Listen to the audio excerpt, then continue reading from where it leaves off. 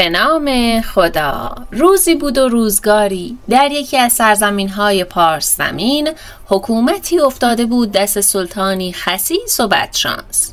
بدشانسی وی یکی دوتا نبود، از هیکل و نوکرش بگیر تا عیال و رفیقش. بیچاره هیکلش بسی گنده بود و نوکرش هم سنبل نام گنده‌ای بود که ابله تشریف داشت.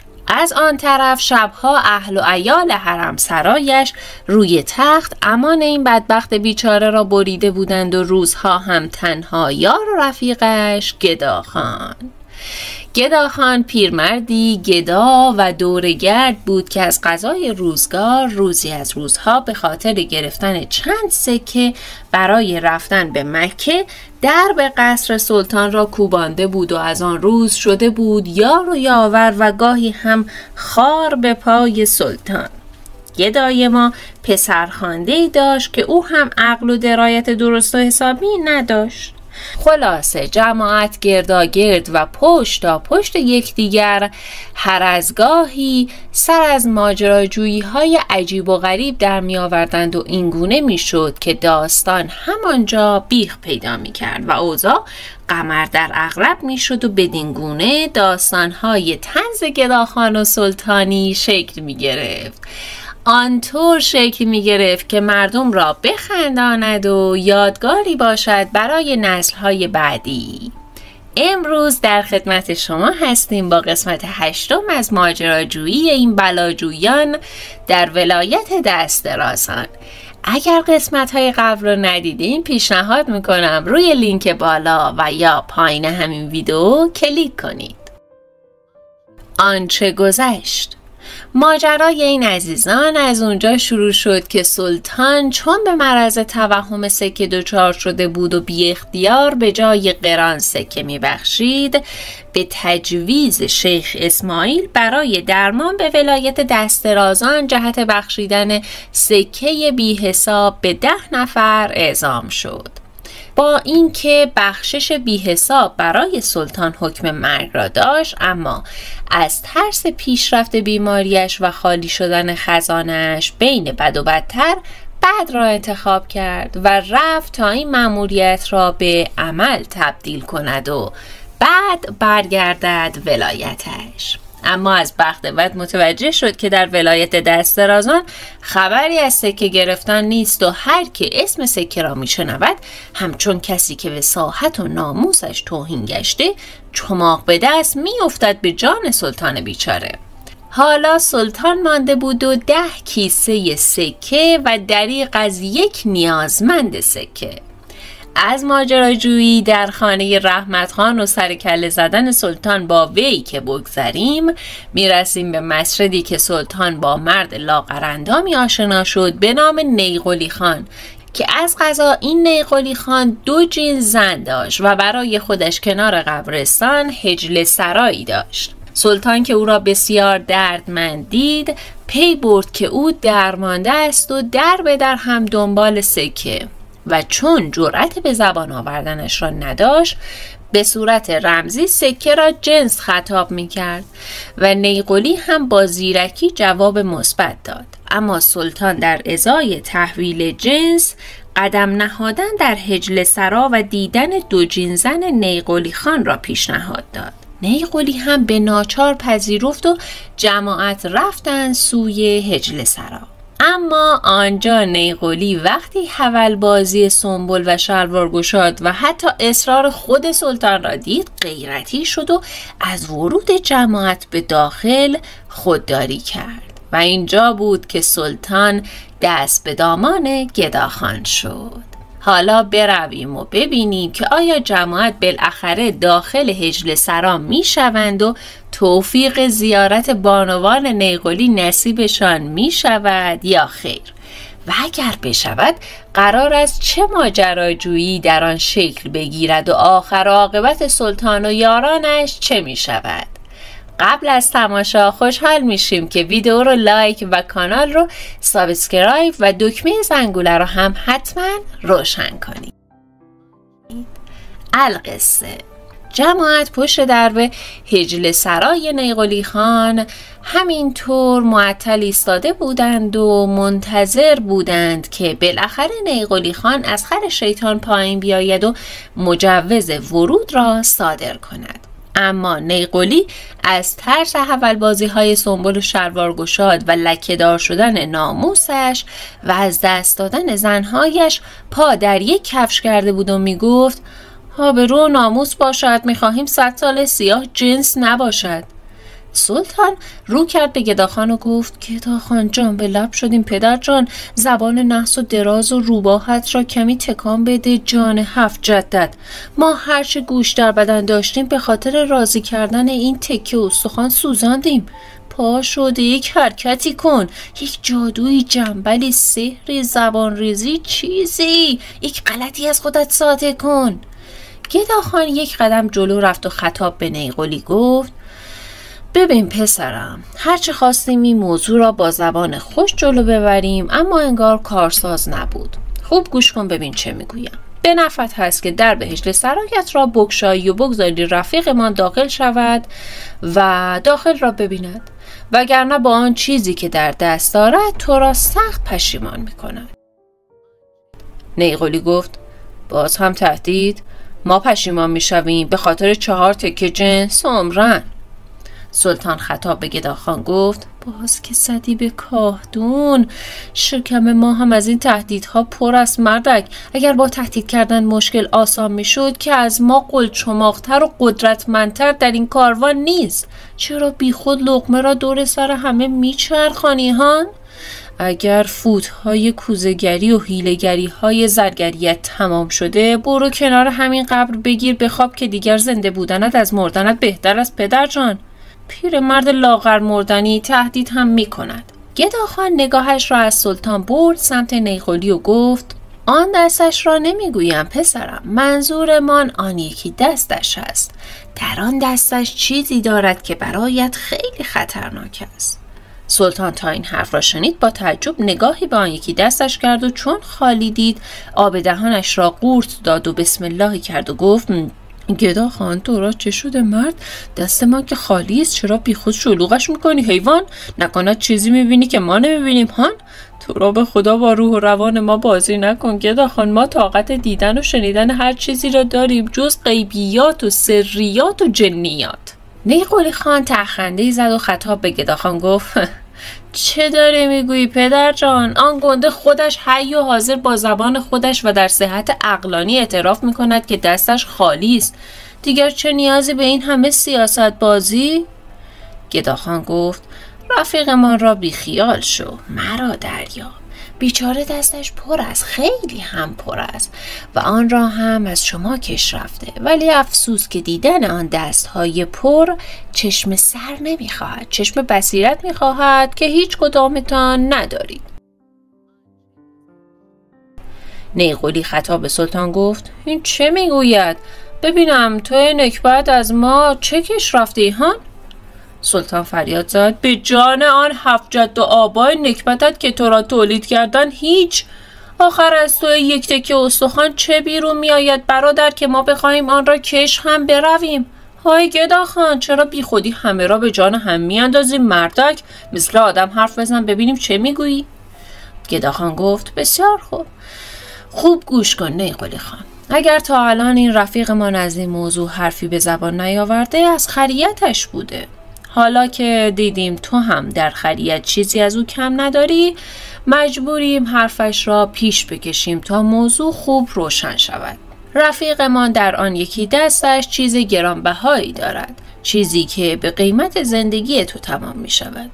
نیقلی دوباره نگاهی به دستان سلطان انداخت و خوب آنها را وارسی کرد و گفت به جان تو که جز یک لنگ کهنه چیزی در دست ندارد. آن یکی دستش هم که خالی است، هیچ چیز نیست. گداخان گفت دارد، خوب هم دارد. وی شیشه عمرت را در دست دارد نیقلی خان و خودت خبر نداری. اگر بنا کند آن را به دیگران بدهد تو رسما مردی. نیقلی با چشمانی سرخ و خشمگین به سلطان خیره شد و گفت شیشه عمر ما دست تو چه می کند؟ سلطان آب دهنش را قورت داد و گفت خدا شاهد ما نمیدانیم شیشه عمر خودمان هم کدام گوریست، چه برسد به شیشه عمر تو. ما اصلا با شیشه عمر تو چه کار داریم مرد؟ های پیر خرف، هیچ معلوم است چه میگویی؟ چرا داری هی مسئله را خطرناک تر میکنی؟ گدا خان کدام شیشه عمر است؟ چه حرف میزنی؟ ما عجب خریتی کردیم گفتیم بروی تلاش کنی نیقلی را راضی کنی ها. توی ابله داری تلاش میکنی او را قاتل ما کنی گدا خان. گدا خان جلو رفت و در گوش نیقلی خان چیزهای زمزمه کرد. نیقلی خان با شنیدن حرفهای گدا خان رفته رفته چشمانش گردتر و گشادتر می شد. نفس در سینه‌اش حبس و از ترس لام تا کام حرف نمی‌زد. سلطان که کنجکاو شنیدن بود خطاب به گدا خان گفت آنجا چه خبر است؟ به ما هم بگویید. نیقلی خان گوشهایش را از دهان گدا خان دور کرد و گفت بسیار خوب، قبول است. اجازه می دهیم که وارد حجله سرایمان شوید. سلطان که هاج و واج مانده بود و نمیدانست گدا خان چه غلطی کرده با خوشحالی گفت راست میگویی، اجازه میدهی که وارد شویم؟ الهی شکر، الهی شکر، الهی که خداوند تو را از استخوانی بودن کمتر نکند نیقلی خان. ببینم حالا چه کنیم؟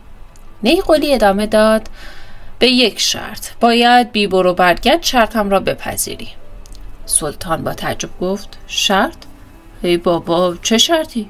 نیقلی گفت اینجا نمیگوییم، داخل حجله سرا که شدیم آنجا میگوییم. شرط من هرچه بود باید بپذیری. گردنت در برابر شرط من باید از مو باریکتر باشد. سلطان اندکی تأمل کرد و گفت قبول است، هر شرطی باشد قبول. گدا خان نزدیک سلطان رفت و آرام در گوش سلطان گفت نوشته نخوانده را انگشت زدن خطاست سرورم. سلطان گفت به خطایش میارزد گدا خان، فکر کن ما یک جا دو جین زن میخواهیم ببینیم چه شود. گدا خان این بار محکمتر گفت اینطور که پیداست با زن جماعت عقل و درایت شما زائل می شود ها. چشمانتان را روی حقایق تلخ و خطرهای پیش رو می بندید.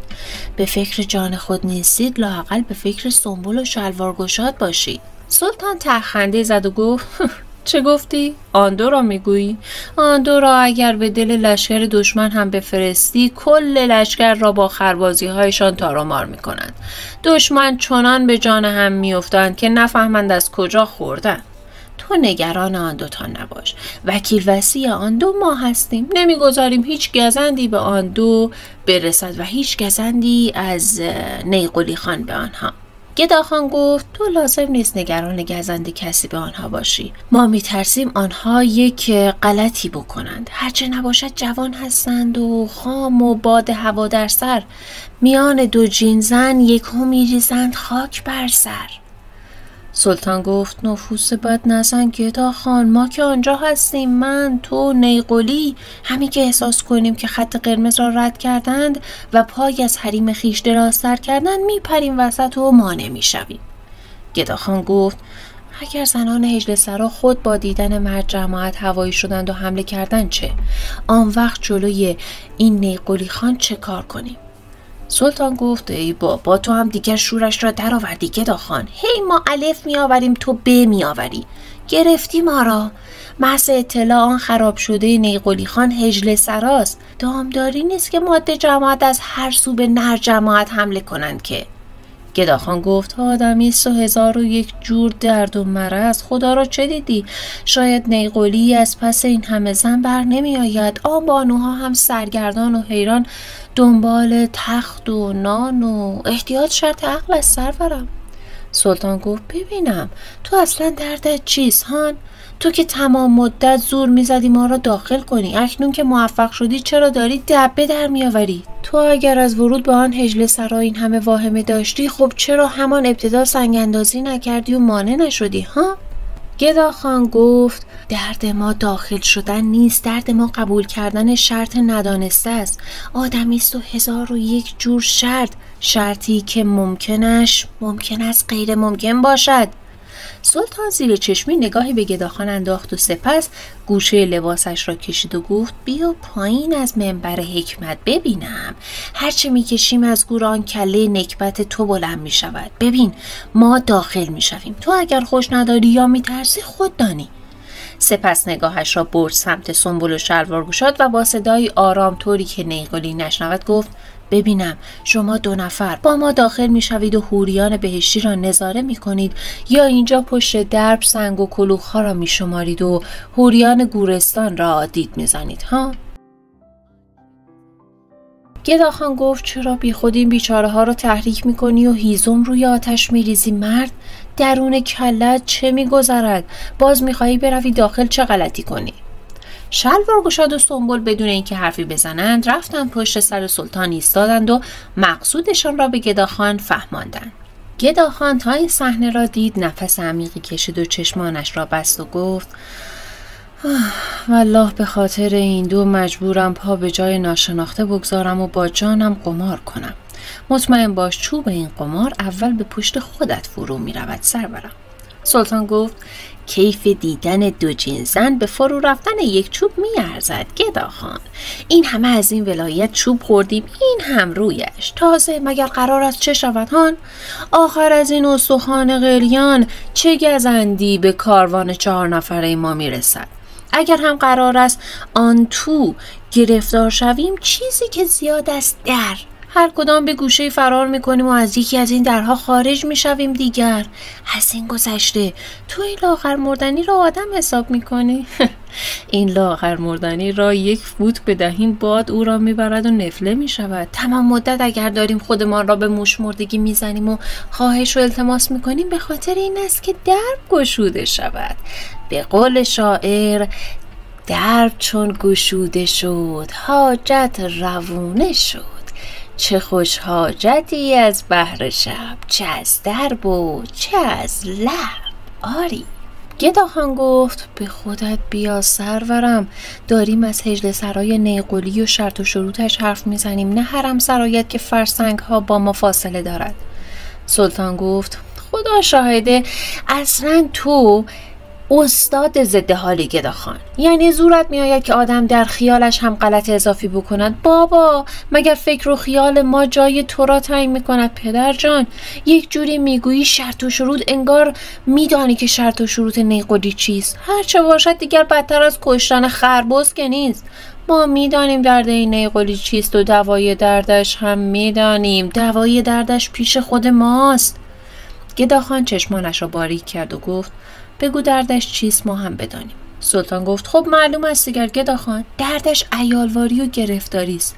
بیچاره فقط فکر تخت در شبان بوده، نه سیر کردن شکم با نان. آن ابله زن اجیر کرده اما فکر پس فردا را نکرده که فردا روز عیال بچه دار می شود، خرج و مخارج دارد. اکنون برای سیر کردن شکم این همه آدم مانده. بیچاره تا خرخره زیر بار قرض رفته.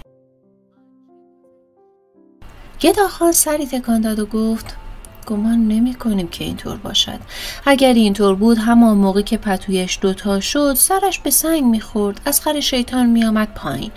ولی این بابا تا ته رفته و 1 لحظه هم پا پس نکشیده، پس دردش هرچه هست شکم نیست. سلطان گفت آخر یک پیرمرد 70 ساله بی اهل و عیال چه داند از حال دل ما مردان عیالوار هان؟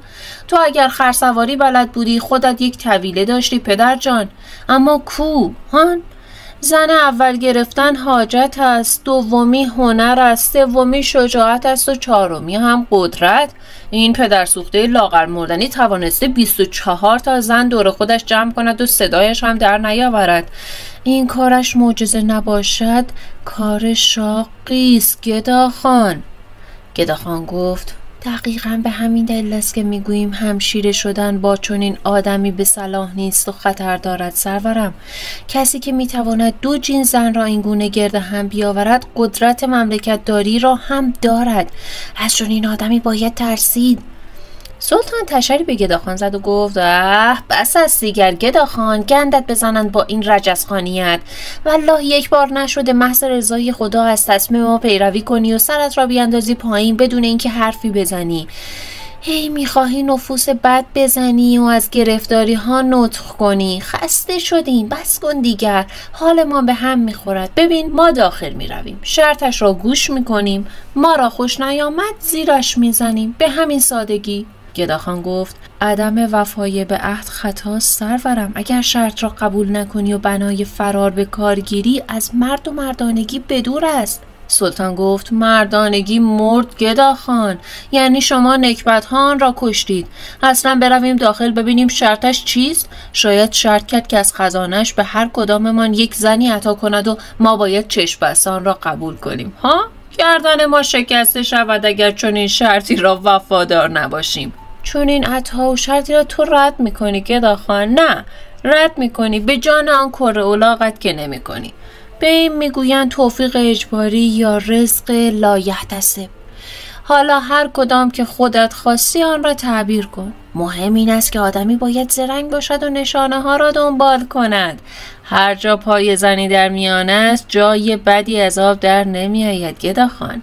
شاعر چه میگوید؟ میگوید هر کجا دردی است دوا آنجا رود، هر کجا زنی است جوان آنجا رود، هر کجا قبر است مرده آنجا رود، هر کجا عیش است گدا آنجا رود. تو که عاشق عیش و شلوغی هستی گداخان، از بازار بگیر تا مسجد. خب اکنون که خداوند روزیت را آورده یک جا درون آن هجر سرا، چرا کمی با کاسه گداییت نمیچرخی میان حوریان؟ هان هم فالس هم تماشا پدر جان، ما میچرخیم سکه عطایی میدهیم، تو هم پشمندمان بچرخ سکه گدایی بگیر. گداخان پوزخندی زد و گفت بزک نر و بهار میاد، خربوزه با خیار میاد. سرورم هر سبزی که بوی نعنا بدهد خوردنی نیست. یک وقت دیدی خربوزهش شرطیست، خیارش هم قسطی، زنش هم. بعد باید خر بیاوری و باقالی بار کنی ها. سلطان گفت هیچ معلوم است چه میگویی گداخان، ما را با خربزه و خیار چه کار است؟ چه میگویی؟ بیا برویم چشمانمان را از دیدن حوریان بهشتی بیش از این منتظر نگذاریم. القصه جماعت پشت سر نیقلی خان راه هجل سرها را در پیش گرفتند تا بروند داخل ببینند چه خبر است. سلطان که حسابی در پوست خودش نمی گنجید، دور از چشم نیقلی مدام شستک میزد و ریز غری هم میخورد. نیقلی که بیچاره خبر از بخت نداشت و نمیدانست که چه اعجوبه هایی را داخل میبرد، داشت از جلو حرکت میکرد و به سوی درب روانه بود. کاروان هم همه شاد و مسرور بودند جز گداخان که زیاد حس خوبی به این قضیه نداشت و داشت همه چیز را سبک سنگین میکرد که کسی بیگدار به آب نزند. خلاصه نیقلی پشت درب ایستاد و درب را محکم کوباند. از پشت درب صدای بانویی آمد که با طنازی گفت چه کسی است در میزند؟ سلطان چون خیلی وقت بود از زنان حرم سرایش دور بود و دلش لق میزد برای معاشرت با زن جماعت، همین که صدای دلبرانه بانو را شنید دلش لرزید و دهانش بی اختیار گشوده شد و گفت منم یک سرگردون و حیرون، در به در دنبال تخت و درمون. نیقلی تا این حرف را شنید چشم قره به سلطان رفت و گفت هنوز وارد نشدیم خریتت گل کرد. از آن طرف بانو که صدا برایش غریبه آمد و مقصود سلطان را هم نفهمیده بود گفت که هستی؟ چه میخواهی؟ با که کار داری؟ سلطان آب دهانش را قورت داد و خطاب به نیقلی خان گفت خدا شاهده از دهانمان در رفت نیقلی خان، از روی عادت بود. ما عادت داریم هر وقت می رویم حرم سرایمان یعنی خانهمان با ابیات و اشعار از زن خود استقبال می کنیم. والله قصد بدی نداشتیم برادر، به جنسهایت فکر کن نیقلی خان. نیقلی سر تا پای سلطان را برانداز کرد و گفت ششتانگ حواست جمع باشد، خوش نداریم ما داخل از شما ها، مخصوصا شما 3 نفر خطایی ببینیم. اگر دست از با خطا کنید آن جنس ها را از ناکجابادتان فرو می کنیم که از دهانتان بیرون بریزد. شیرفهم شدید؟ سلطان گفت به قیافت نمیخورد که از عهده همچین کاری بر بیایی، ولی خب به روی چشم باشد، هرچی شما امر کنید همان است نیقلی خان. صاحب اجل خانه تویی. نیقلی خطاب به بانو گفت منم نیقلی، باز کن ببینم. در همین حین در به حجله سرا باز شد و نمای داخل حجله سرا رویت شد. نیقلی داخل شد و گفت یا الله، اهل و عیال مهمان داریم، خبردار شوید. سلطان از درب داخل شد و در کمال شگفتی محو تماشای حجله سرای نیقلی خان شد. حجله سرایش قصر نبود، با سنگ‌های آتش دیده و گل و کاه ساخته شده بود، اما عجب ابهتی برای خود داشت. همانطور که حجله سرا از بیرون درب به درب بود، از داخل هم هر اتاق یک درب داشت و دربها یکی پس از دیگری خودنمایی میکرد. اگر نیقلی نمیگفت اینجا حجله سراست، گمان میرفت که کاروان سراست. درست وسط حیاط حوض بزرگی بود که یک طرفش آلاچیق چوبی بود با سایه دراز و عریض که جان میداد زیر آن خوابیدن، و سوی دیگر حوض سکویی بود برای نشستن و آفتاب گرفتن. سلطان آنقدر محو تماشای اتاق بود که یکو به خودش آمد و گفت صبر کن ببینم، پس بانوها کجا هستن نیقلی؟ نیقلی خان گفت ما از کدام گوری بدانیم مردک، هر کس به کاری مشغول است دیگر. 4 تا در آشپزخانه، 4 تا در بافخانه و 4 تا هم در میخانه. روزمان اینجا عین روز هشت و نشت غرق در هیاهو و تکاپوست، اما شبهایمان عین گور غرق در سکوت. سلطان گفت ویل کن این حرفا را نیقلی، بگو ببینم برنامه چیست؟ کی میخواهی ما را با بانوان حجله سرایت آشنا کنی و چشمان منتظرمان را به دیدهشان مزین کنی؟ نیقلی گفت از سایه بروید زیر آلاچیق بنشینید تا چشمانتان از کاسه بیرون بزند. خلاصه کاروان به اتفاق نیقلی خان رفتن زیر آلاچیق، روی حصیری که از برگ نخل درست شده بود منتظر نشستند. طولی نکشید سر و کله بانوان حجله سرا در حالی که روبند به صورت داشتند همراه با سینی غذا پیدا شد. بانوها پشت به پشت سینی می آوردند و سفره طویلی انداخته شد. نگاه سنبل و شلوارگشاد رفت سوی سینی ها و نگاه سلطان رفت سوی بانوان. نیقلی که داشت سیبیل های کمپشتش را با 2 انگشت مرتب می کرد گفت چه شده برادر؟ آن ایمان وارفتت راسخ گشت؟ اکنون مطمئن شدی که ما هرچه گفتیم حقیقت بود؟ سلطان که انتظار نداشت زنها را با روبند ببیند، در حالی که اخمهایش هم گره خورده بود و حالش حسابی گرفته شده بود گفت راستش به وجودیتشان ایمان آوردیم، اما به زیباییشان نه، هنوز نه. نیقلی که به پشتی نرمی تکیه داده بود آرام راست شد و گفت به زیباییشان چه کار داری مردک؟ از همان اول قرار ما فقط دیدن وجودیتشان بود، نه صورتشان. سلطان گفت اما اگر صورتشان را هم ببینیم قلبمان مطمئن‌تر و ایمانمان راسختر می‌گردد نیقلی جان. نیقلی گفت هرگز، اگر یک بار دیگر چنین خزعبلاتی بر زبانت جاری کنی تو را از حجله خانه بیرون می‌اندازیم. سلطان رو کرد به گداخان و آرام گفت گداخان تو یک چیزی بگو، والله ما داریم از کنجکاوی گوشتمان را می‌خوریم. گداخان گفت چرا جوش می‌آوری سرورم؟ بالاخره که شما صورت‌های این بانوان را می‌بینید، اگر به زور دست نمی‌شود به زور شکم که می‌شود. سلطان آرام جواب داد منظورت چیست؟ گداخان گفت منظورمان این است که این زنها برای خوردن غذا بالاخره مجبورن روبندشان را بالا بزنند. آن بانوان لقمه غذا نوش می‌کنند و تو هم لقمه نگاه. سلطان یکی زد پشت گداخان و گفت احسن بر گدای دانا. سپس خطاب به نیقلی گفت های نیقلی، این بانوان بالاخره برای غذا خوردن که روبندشان را بالا میزنند. اگر اکنون به اختیار و به قصد ثواب روبند زنهایت را بالا نزنی، ما مجبوریم به اجبار و به قصد گناه به زنهایت نگاه کنیم. آخر چرا ما را مجبور به گناه میکنی برادر؟ هرچه نباشد ما دیگر محرم راز تو هستیم و زنهایت نزد ما همچون زنهای خودمان. نیقلی گفت فکر کردی با حالو طرفی مردک؟ شما 3 نفر پشت به بانوها کوفت میکنید و من و گداخان رو به بانوها غذایمان را نوش جان میکنیم. شیرفهم شدید؟ سلطان گفت آن پیرمرد چرا میتواند ببیند ولی ما نه؟ نیقلی گفت چون سنش بالاست و نگاهش بیازار، اما نگاه های شماها کثیف است و خاردار. سلطان گفت چه خاری برادر، خدا شاهد ما نیتمان خیلی خیر است. ما فقط می‌خواهیم زیبایی خلقت خداوند را ببینیم و تحسین کنیم و شکرش را به جا بیاوریم. نیقلی گفت لازم نکرده شماها خودتان را خسته کنید. ما شب و روز به درگاه خداوند شکرگزار زنهایمان هستیم. خب دیگر بچرخید ببینم. بچرخید و بخورید. القصه سلطان در حالی که داشت با غضب لقمه ها را می جوید و ران مرغ را زیر دندانش له و لورده می کرد، دید که گداخان لب به غذا نمی زند.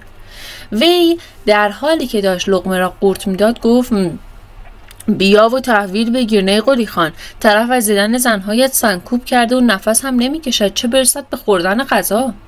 نیقلی نگاهش را برد سمت گداخان و دید بیچاره نگاهش سوی بانوها نیست، فقط سفره را نظاره می کند.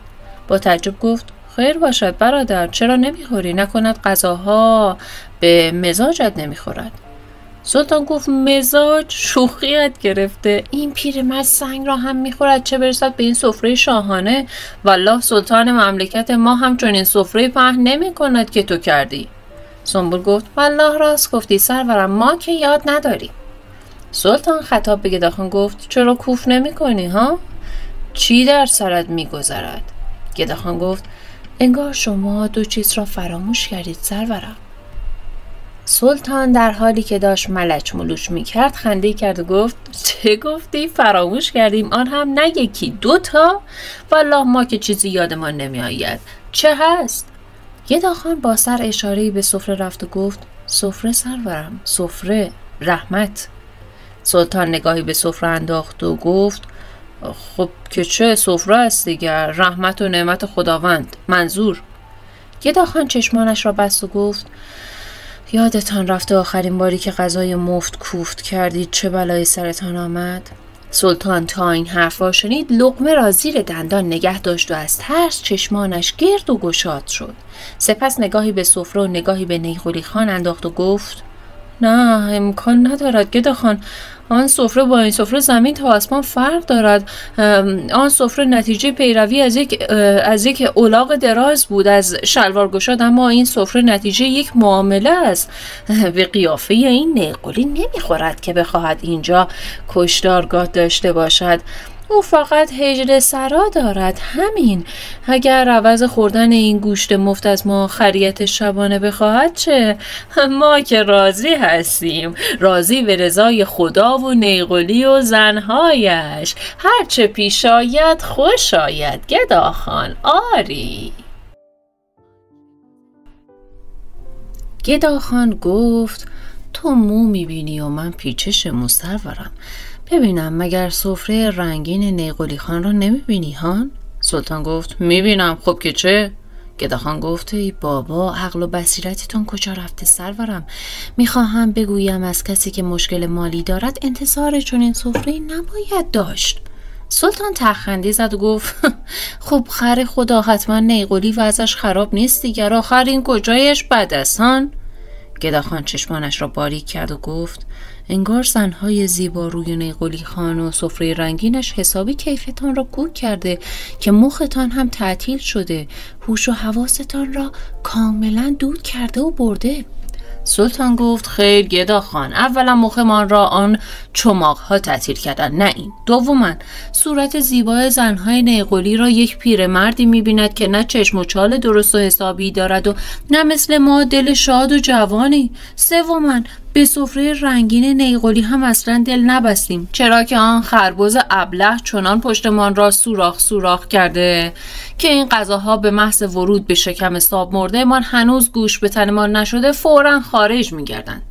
گداخان گفت هیچ معلوم از چه میگویی سرورم.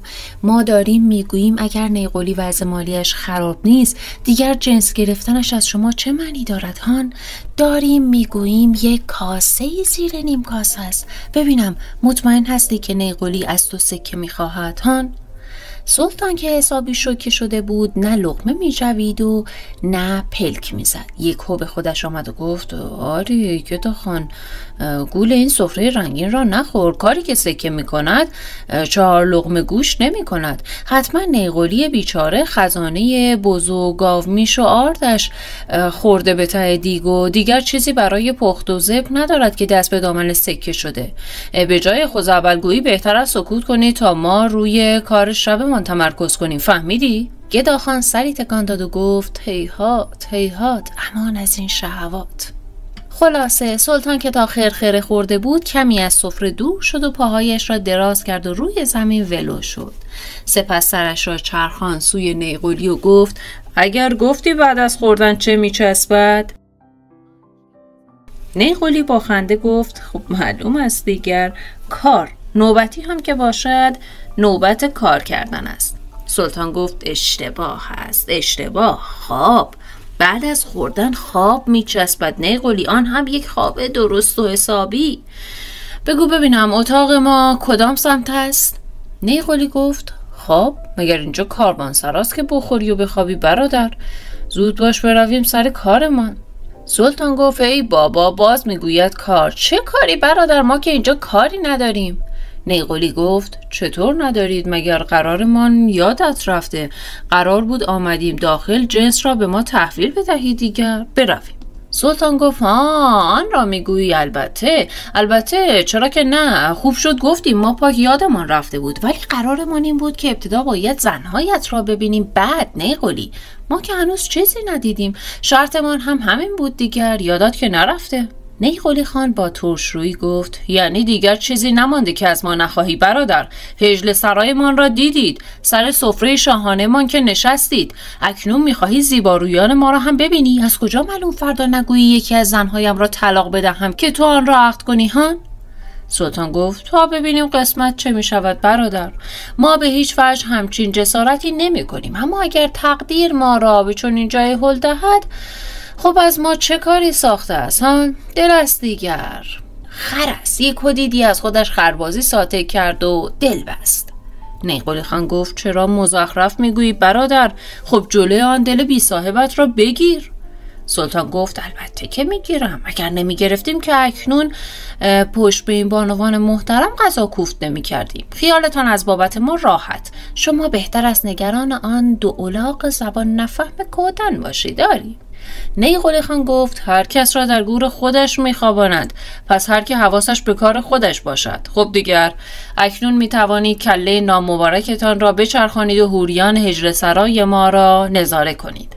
سلطان تا این حرف را شنید غلطی زد و سرش را چرخاند سمت بانوان. وی دید که 24 بانوی ترگل ورگل عین دسته گل دور تا دور سفره نشستند. وی با حیرت روی زمین نشست و گفت ماشاءالله. نیقلی خان تو با وجود این همه حور بهشتی چطور است که دل مرده گشته و کمرت خم شده هان؟ نیقلی گفت کی گفته ما دل مرده شدیم هان؟ جوشش این دل هنوز که هنوز است عین روز اول می جوشد، اما این کمر ساب مرده رفیق نیمه راه شده و میخواهد ما را قال بگذارد. خب دیگر اکنون که به زیارت هجل سرایمان هم مشرف شدی، خب وقت تحویل جنس است. جنس های گرد و خوشگل، مشکل گشای دردمندان. سلطان گفت البته چرا که نه، فقط قبل از تحویل جنس یک چیزی ذهنمان را مشغول کرده نیقلی. نیقلی گفت چه؟ سلطان گفت میخواهیم بدانیم امروز در مسجد از زیر لنگ چطور جنس ما را تشخیص دادی هان؟ لاغر مردنی گفت اختیار دارید، طوری حرف میزنید که انگار ما بار اولمان است که با این جنس سر و کار داریم. خیر برادر. سلطان با تعجب گفت یعنی میخواهی بگویی قبلا با چنین جنسی سر و کار داشتی؟ نیقلی گفت تا دلت بخواهد شب و روز 24 ساعته. ببین چه میگویم، ما بوی این جنس را از 100 فرسنگی هم تشخیص میدهیم، چه برسد به 2 متری. بین خودمان بماند، ما موجب شدیم که در این ولایت همین جنس ناکس به قحطی بخورد. آری. سلطان تا این حرف را شنید جفت ابرویش را بالا زد و با تعجب گفت چه گفتی؟ تو موجب قحطی این جنس در این ولایت شد. سپس یکی زد پس کله نیقلی و ادامه داد: پس تمام این بدبختی هایی که در این ولایت بر سر ما می آید زیر سر ناکس توست مردک حیوان. نیقلی در حالی که سرش را گرفته بود گفت: چرا میزنی؟ خب تقصیر ما چیست برادر؟ ما عیالوار بودیم و نیازمند، مجبور بودیم. یکی روز میزدیم به زخممان، یکی هم شب، و این چرخه شده بود عادت زندگی ما. خلاصه آنقدر در مصرفش زیاده روی کردیم که تا به خودمان آمدیم دیدیم جنس دیگر در ولایت نیست و قحطی شده. آنجا بود که فهمیدیم خریت کردیم و برای روزها و ماههای بعدیمان هیچ چیز اندوخته نکردیم. سلطان گفت: خب حالا بگو ببینم چه شد که این ولایت از این جنس زده شدن، طوری که هر کس اسمش را میشنود به سرش میزند و میخواهد سر به تن ما نباشد هان؟ نیقلی گفت: باید هم به سرش بزند. آخر تولید مصر که کار هر کسی نیست. این کار جربوزه و شهامت و شب زنده‌داری میخواهد برادر. این شهامت هم جز نیقلی کس دیگری ندارد.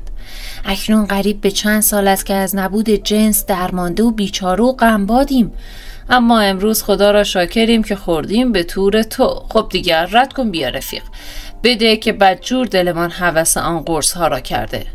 چهره شاه سلطان یکو جدی شد و با تعجب گفت: چه گفتی؟ قرص؟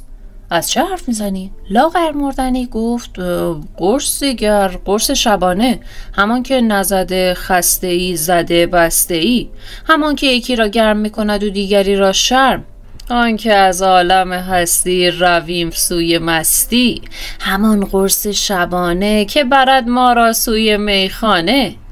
سلطان ابروی در هم کشید و گفت: مگر اینجا دکان افیونیان است مردک؟ آخر به این قیافه میخورد که اهل دود و دم باشیم؟ برو برادر، برو که زدی به کاهدون. گداخان آرام کنار کله سلطان گفت: نگفتیم این نیقلی دردش چیز دیگری است، بیا این هم اثباتش. سلطان رو کرد به نیقلی و گفت: ها، پس آن قیافه مچاله شده از زیادی اهل و عیال نیست، از زیادی دود و دم است. درست است. ای خاک عالم توی سرت کنن نیقلی، این گونه میخواهی سرت را جلوی اجدادت بلند کنی هان؟ سنبل تا این حرف را شنید گفت: شنیدی شلوار گشاد؟ طرف دودی است. کسی که دودی باشد لیاقت داشتن این همه زن را ندارد. اگر قبلا دست رازی به هجل سرای نیقلی مکروه بود، اکنون دیگر برای آزاد کردن و نجات دادن آن دختران ترگل ورگل از دامن سیاه نیقلی واجب است، واجب.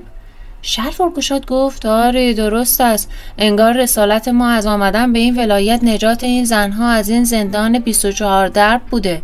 این زنها نیاز به آزادی و زندگی کردن دارند. چه کسی آزادتر و علافتر و بیکارتر از ما هان؟ برو برویم سنبل. با شمارش من اول دخل نیقلی را می آوریم، بعد هم دخل زنهایش را. نیقلی تا خزعبلگویی آن دو ابله را شنید آب دهانش را قورت داد و فریاد زد: هیچ معلوم است چه میگویید؟ آی گنده بک، زود افسار آن دو الاغ را بگیر تا کار دست ما و خودشان ندادند. سلطان گفت: اتفاقا برای اولین بار در عمرمان از تصمیم این دو الاغ نه تنها خوشمان آمد، بلکه حمایتشان هم میکنیم. از این رو افسارشان را نه تنها کشانده بلکه رها میکنیم، باشد که موجب رهایی حوریان هجل سرا شوند. نیقلی گفت: چرا مزخرف میگویی مردک؟ اصلا دود و دم چیست؟ ما که به دنبال حشیش و بنگ نیستیم. سلطان با تعجب گفت: نیستی؟ خودت گفتی قرص میخواهیم. آنکه ما را شب سرمست کند و از عالم هستی ببرد به عالم سرمستی. پس اگر به دنبال آن زهر ماری نیستی از ما چه میخواهی هان؟ نیقلی گفت: قرص. سلطان گفت: باز که حرف خودت را میزنی حیوان. انگار آن کلت از شدت لاغری دیگر جایی برای نگه داشتن عقل برایش نمانده، با خودت هم درگیری.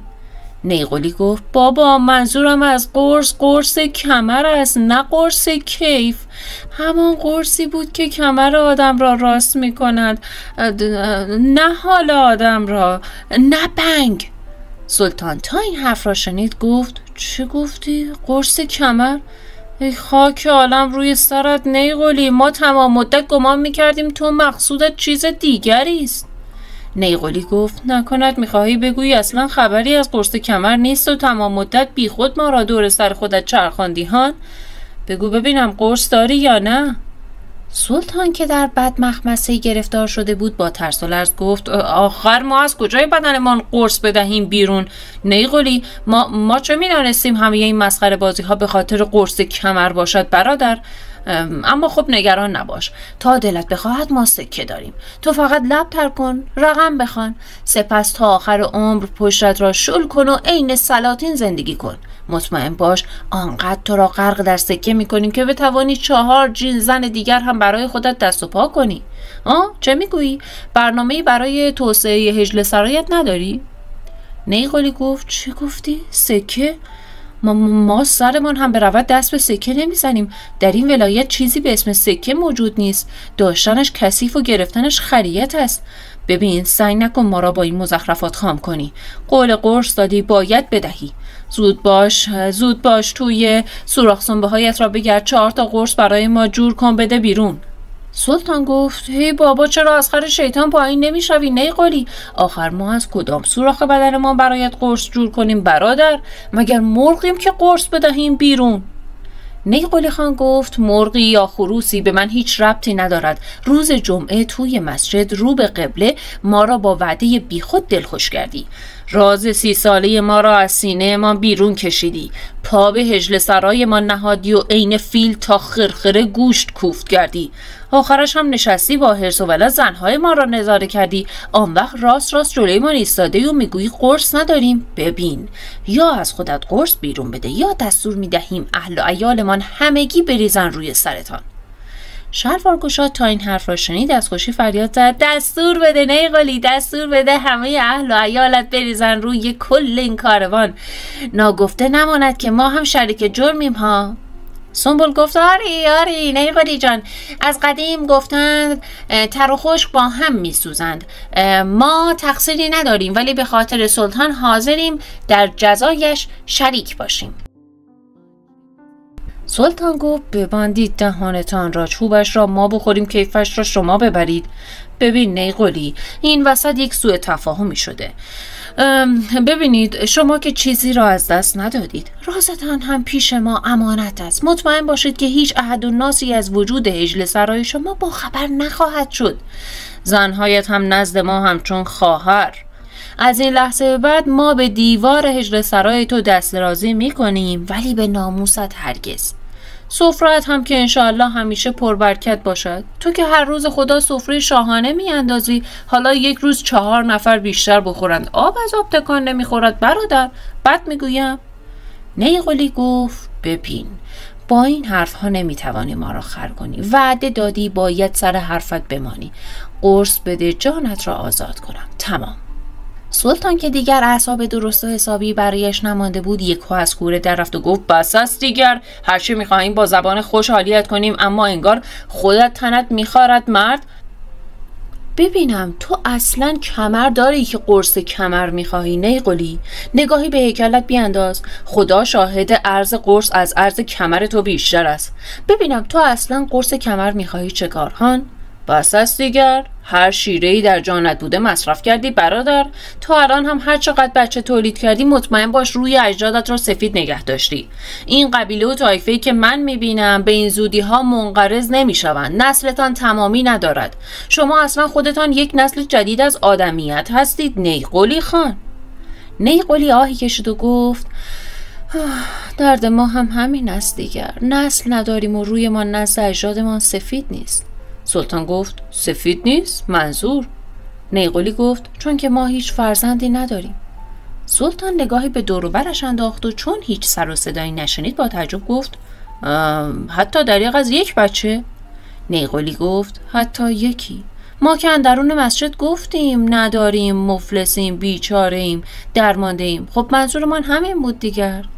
سلطان گفت برو خودت را سیاه کن نیقلی، هر کس و ناکسی میداند با وجود این همه زن یک بچه که هیچ یک طایفه بچه تولید می شود. نیقلی گفت به پیر به پیغمبر نداریم، آخر ما با چه زبانی بگوییم؟ سلطان گفت یا للعجب، اما چرا؟ ببینم نکند کار بلد نیستی و نمیتوانی شبانه از خودت درست خربازی ساته کنی هان؟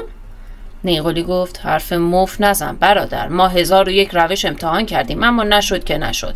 آخرش فهمیدیم که سری پشت این کار خوابیده و امروز مجبوریم آن را با شما هم در میان بگذاریم. سلطان گفت باز هم راز. بابا بی خیال، اینجا حجل سراس یا مخزن الاسرار. بگشای آن دل ساب مردت را ببینم. بگو باز چه شده؟ ما که غریب نیستیم، فقط مانده تخت شبانت را ببینیم. آری بگو ببینم. نیقلی گفت زبانت را گاز بگیر برادر، ببین چه میگویم. ما فهمیدیم از بخت بعد زنهایمان همگی عقیم از آب در آمدند و بچه دار نمی شوند. سلطان تا این حرف را شنید گفت یا خود خدا بدهد شانس. تو که از من هم بدبختر و بدشانستری نیقلی. ما هم دقیقا همین مشکل را داشتیم. مردم 1 دانه زن هم ندارن ولی 40 تا بچه دارن. آن وقت ما 4 تا زن داشتیم دریغ از 1 بچه. ولی تو دیگر شور بدشانسی را در آوردی برادر. اوضاعت خیلی وخیم است. 24 تا زن داری 1 دانه بچه نه؟ خاک بر سر شانست کنن نیقلی. آن همه زن دور خودت جمع کردی که چه شود هان؟ نیقلی چشمانش را باریک کرد و گفت ببینم چه گفتی؟ 4 تا زن داری؟ مگر تو که هستی هان؟ سلطان که فهمیده بود گند زده و چیزی از دهانش در رفته بود که نباید میرفت، تته پته کنان گفت چه چیز است؟ ما که هستیم. چه ربطی دارد برادر؟ مگر هر کس 4 تا زن دارد سلطان یک مملکت است و حرمسرا دارد؟ نیقلی گفت ما کی گفتیم تو سلطان مملکتی باشی هان؟ انگار تو یک ریگ بزرگی درون شلوارت داری. بگو ببینم که هستی؟ سلطان گفت به جان زنهای عقیم و به درد نخورد، ما درون شلوارمان جز ارسیه خدا بیامرزمان چیز دیگری نداریم. نیقلی گفت ارسیه خدا بیامرز؟ از چه حرف میزنی؟ منظورت چیست؟ سلطان گفت بی خیال بابا، تو هم دیگر شورش را در آوردی نیقلی. رسما داری با این دولاغ ما فامیل میشوی. با خودت درگیری داری؟ نیقلی گفت چطور؟ چرا حرفهایت نصفش بی سر و ته و نصفش پرت و پلاست؟ سلطان گفت ای بابا ببینم نیقلی، مگر تو نگفتی زنهایت عقیم هستن هان؟